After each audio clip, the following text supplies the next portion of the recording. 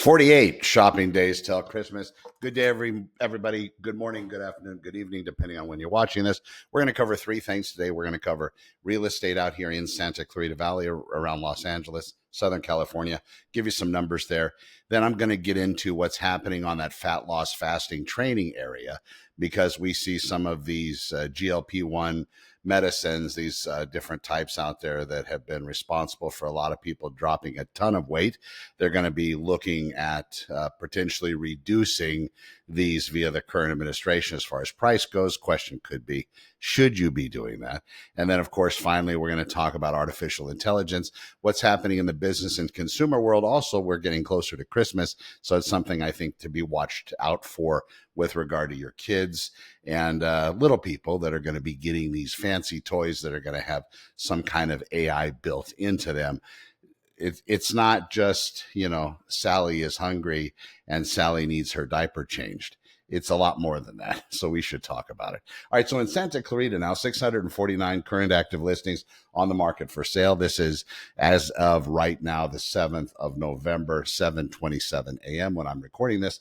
649 has been decreasing since somewhere around May. So we've seen that number peak around 820, 830, and now we're down to 649. That's probably going to still continue to decline throughout the end of this year. As far as prices go, at least Santa Clarita specific, we're not seeing any reductions. Everything's staying pretty standard and pretty static. But depending on what's going to be happening over the next couple months, I believe there is one more meeting of the Fed. If they do adjust that Fed funds rate, it could have an impact, but mortgage rates are typically more tied to that 10-year bond, as we've talked about before on the show. And it's important for you to realize that. So we have Fed funds rate reducing, but then in the news via Freddie Mac, we have the interest rate increasing as far as mortgages go. So it eking up a little bit. So you can see it's not so much dependent on the Fed funds rate, and that's the rate that banks trade money back and forth, more dependent on the 10-year bond market.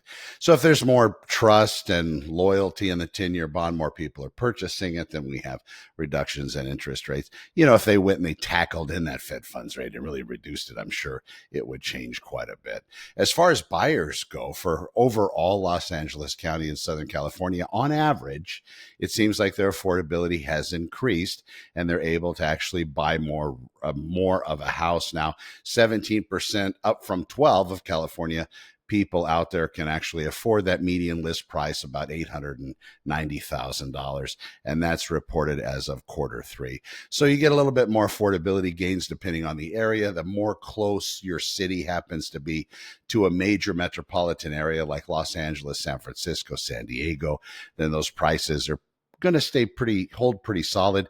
We don't have any weird issues in the lending world. If you remember back in 2007, we had a lot of people borrowing money, financing residential real estate that probably shouldn't have been. Case in point, there was a story, whether it's, lore or legend or whether it's true, the waitress in Vegas, $35,000 a year, financed $1 million worth of real estate.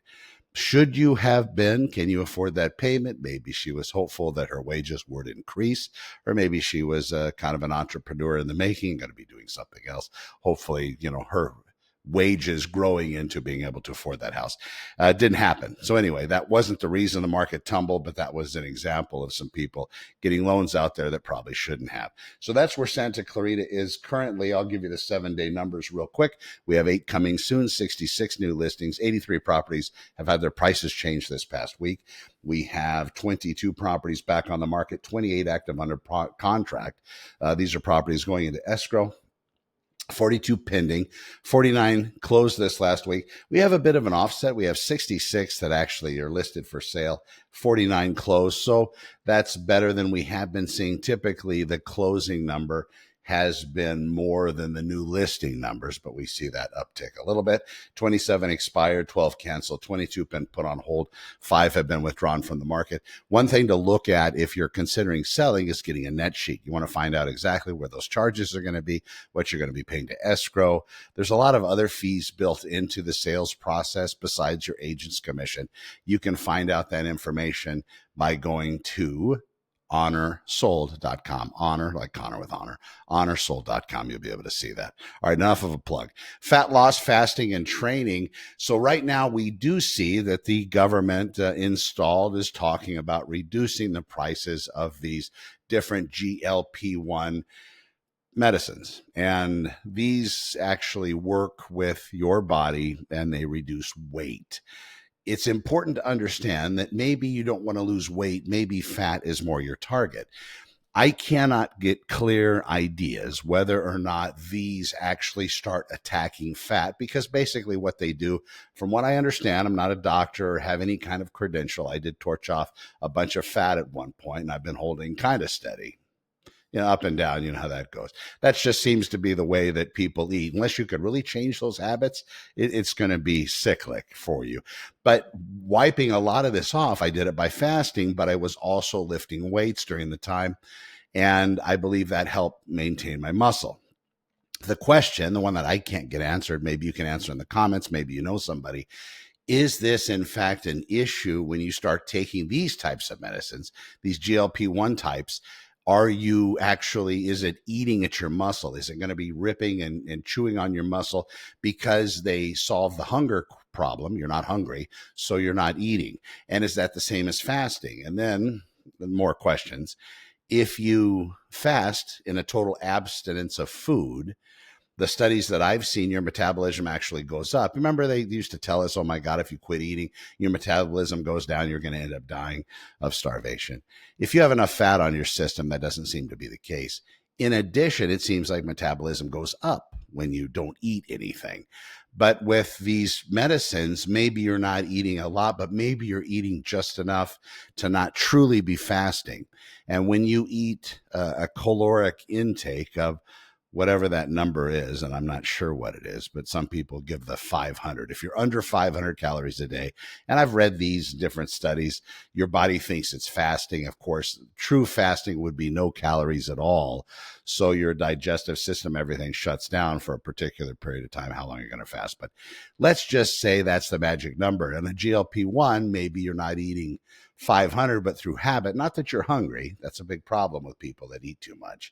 It's about a habit thing. You kind of do it on autopilot. You're not really thinking about it. You walk around, somebody's got a donut at the office in the break room, and boom, you pop it in without really even thinking. You just move on your day. There's no guilt or anything associated, but you know you probably shouldn't be having any kind of processed food ever, or alcohol ever, these sorts of things. But you do it anyway. These medicines, I'm curious if they actually go attacking the muscle or if it's some kind of a metabolic change with regard to the way that people are eating.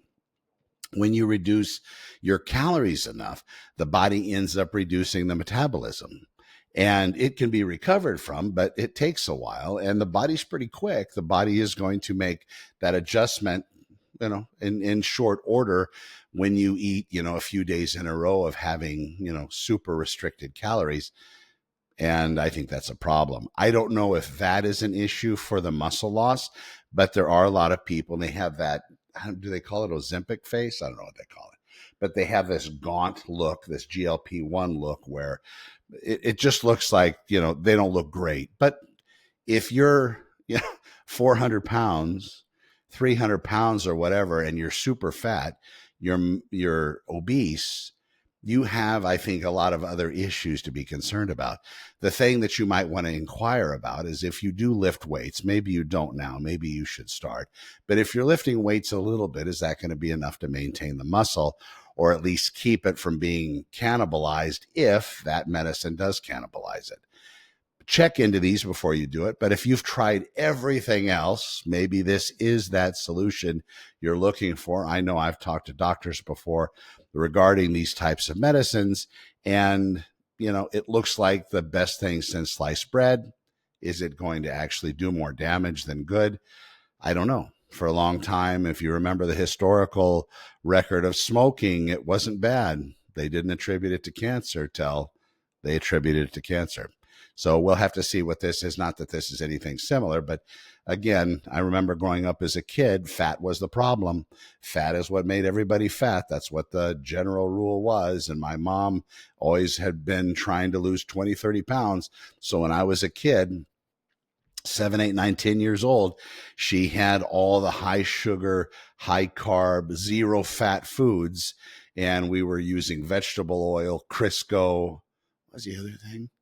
All sorts of peanut oils, just, I mean, horrible. Oh, margarine. Oh, yeah, famous, right? I mean, so much margarine because it didn't have that fat, and everybody ate it. And that was where the mindset was. That was fat was what was going to kill you. But it didn't take my body long to figure that out. And I love that sugary stuff. And there the addiction cycle started. No blame, no blame. It's all it is. I could have stopped when I got to an adult, had more control over my intake, but of course I didn't. So I yo-yoed for a very long time. Finally, I think I have it figured out, but you never really know, right? It's just, I'm just one eclair or donut or apple fritter away from, being on my path again. Just watch out for yourselves. And if you are carrying around a lot of excess fat, getting access to that fat is important to do. If you're constantly in a fed state, more than likely you're not going to touch that stored body fat. You're just going to stay where you are. Look into fasting, do your research, see what not eating for 2 or 3 days looks like, and ask your doctor. Of course, you want to get all medical supervision. If you're not going to eat breakfast one day and wait till lunch, maybe it's going to have some negative impact on your body. Maybe it's going to have something problematic posing with regard to your the medicines you might be taking. That's also important to look at. All right, so let's get into artificial intelligence here as we get ready to close out the show. A lot happening on that front. I talked about earlier when I first started the show, the holidays, kids, gifts, all of these things that are going to be coming out. This isn't that Betty Carryall or whatever that doll was back from when I was a kid that, could say a few things and it was really creepy, feed me, change me, these sorts of things. These AI systems that are onboarded into these particular children's playthings, they're going to be fully conversational. They'll be able to go down many paths. I'm sure there's going to be some kind of guideline, but that's what I think we thought with the development of artificial intelligence technology, that there would be some kind of rules or guidelines placed in.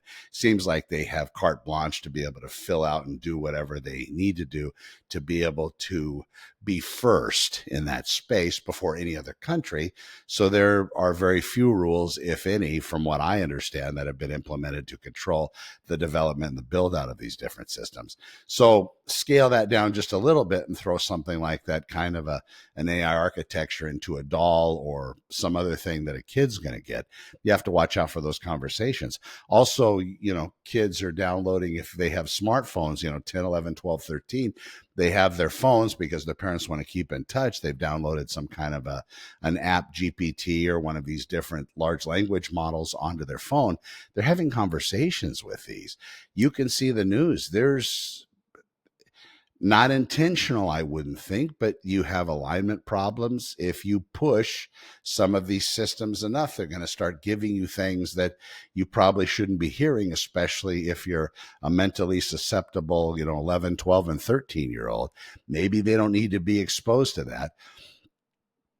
When I was growing up, we had to wait to make phone calls. If somebody asked you a question, you didn't have any idea about it, you could ask a few people. And if everybody gave you blank stares like a deer caught in the headlights, you found yourself at the library going through this massive card catalog, looking up this particular subject, and then going and hunting down the books related to it and trying to digest the information and learning. That was that process. If you were given a report to do, you had to go do a lot just to get the research documentation to read. And a lot of the times that was based on some old encyclopedias that were incorrect on, their formulation of the past and the records that they were looking at.